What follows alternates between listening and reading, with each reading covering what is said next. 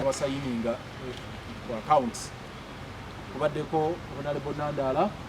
kubaddeko ne Ekanyanga Treasury bayimiriziddwa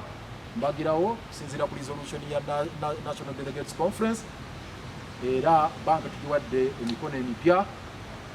eja Acting Secretary General wekitiibwa Harold Kaija ne Acting Treasurer Mwijuche Francis Honorable era nga tutegeeza banks zegendereze kolagana n'abantu abatali ku mikono mituufu abatalina buyinza bajja okukolagana n'abo ensimbi zaabwe bajja kuba baziwadde emikono mukyamu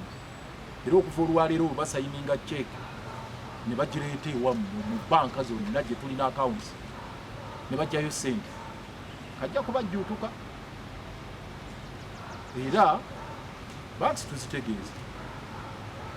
nti ffe tetujja kulonzalonza naye okuzikuba nazo mu mbuga singa zigenda maaso n'okukolagana nabo ku ssente ezo okuwa ssemateeka w'ekibiina ekitiibwa tusooke tuyimirize ebyokulonda bino tumalirize ensonga eno n'ensonga endala zetuze twogerako enkya neggulu district y'enneeke tetuulanga in fact n'enneeke yennyini teddangamu kutuula okuva omwezi ogw'omukaaga kakati ebiragiro byateeka mu nkola abijjawa n'olw'ensonga eyo ensonga emu tugitutte mu kkooti okumukomako okumuga nti please leka okwetumiikiriza bye batakutumye leka kwewa kifo kya chief electoral commissioner nga delegates conference tekikuwadde ekyo kimu ekyokubiri kwe kubanga ateeseteese delegates conference ey'ekimpatiira nga tayise mu mateeka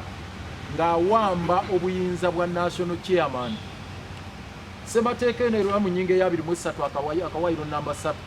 agamba bammemba ba National Executive Committee nga bwe mutula bano batulondera mu delegates conference bwe gw'okubanga yafulumya road map yadde ali mu kifo mu bukyamu n'obuyinza bwa chairman abuwambye naye ne road map gye yafulumya nga tagireese mu nneeke giyisa National Executive Committee era bw'ombuuza resolution ya nneeke erirudda teyagireeta naye ate teyakoma ku ekyo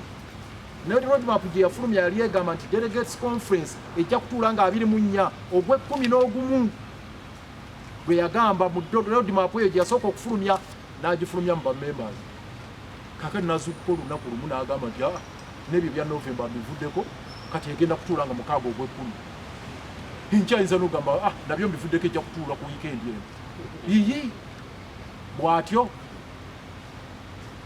olunaku lwe yateeka mu mawulire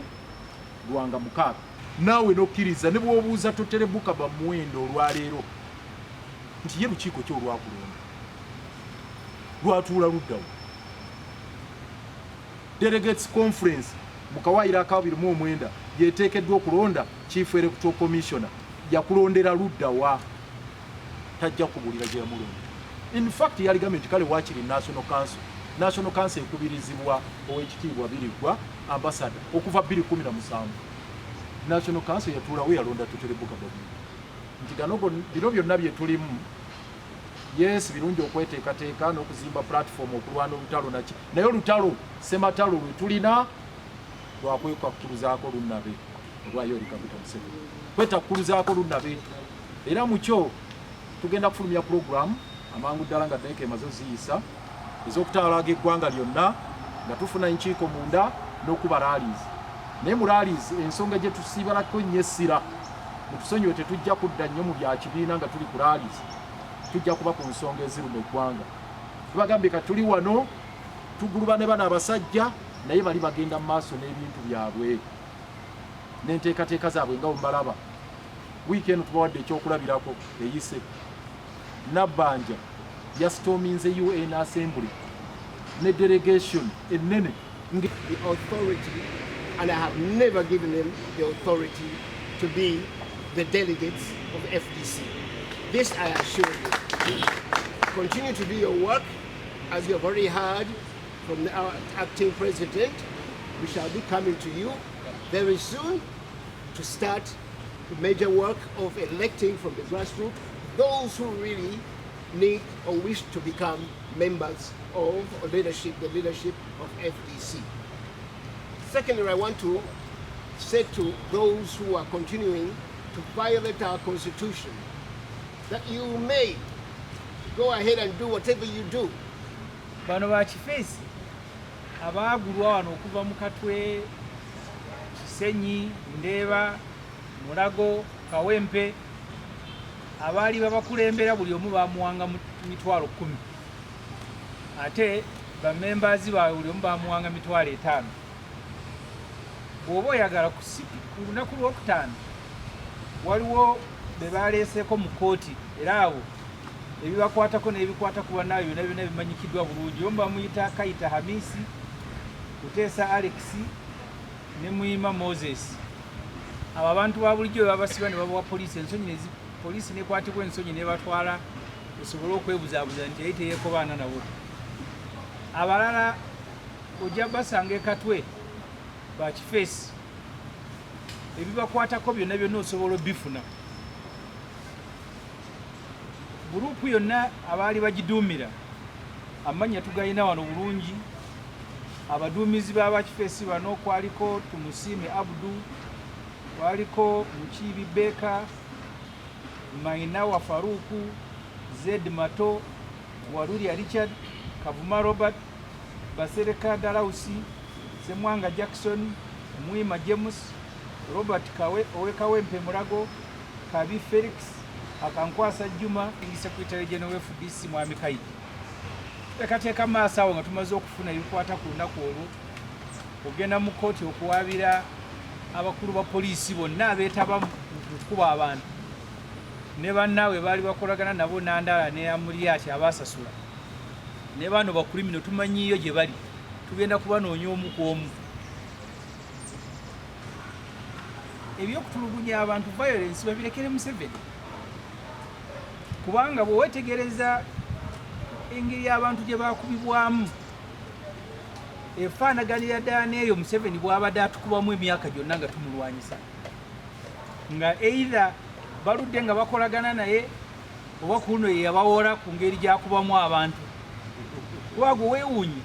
nti ne bakuba abantu nga poliisi weeri eraba neetabaako kyekola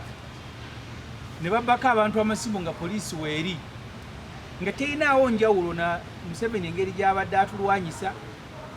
Kati ekikyuseemu tuli yatuyiranga abakiboku squad ne batukuba emigo. Kati Museveni atweyininzeeyo n'obubinja bw'ababbi bwe baba baagala kubbako masimu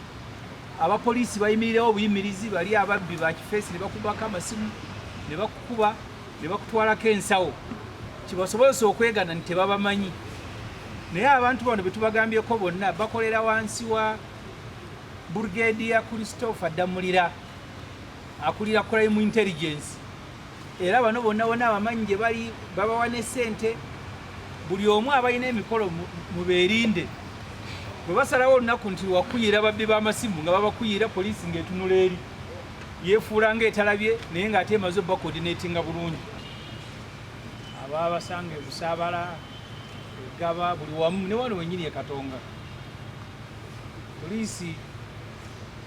abagira abakongeri e Busaabala n'engeri gye yavaayo Kibombya Mbowa nga batunula ng'ababikire kubanga baali bagenze kuba badelegates be FDC okugyako ab'e Busia basajja batu be baasangayo ne babakuba ate ne bababbako ebintu byabwe. Mu abo ab'e Busia mwalimu Mr. Kasim Masya, John Kaseera, Mande Felix, Hassan Opio, Christopher Wejuri. Bano ba Kifeesi babakuba ne bababbako amasimu, ssente ne ID zaabwe, identification card. Naye no babakubanga ne poliisi weeri ng'ekulemberwa David Kamugira, ono ye DPC w'e Katwe, nga beenyweramu kacaayi banyumirwa okulaba nga abantu bakubibwa. Ate nga buli mwaka eggwanga lyo lisaasaanya trillion namba ku poliisi okusobola okukuuma abantu n'ebyabwe.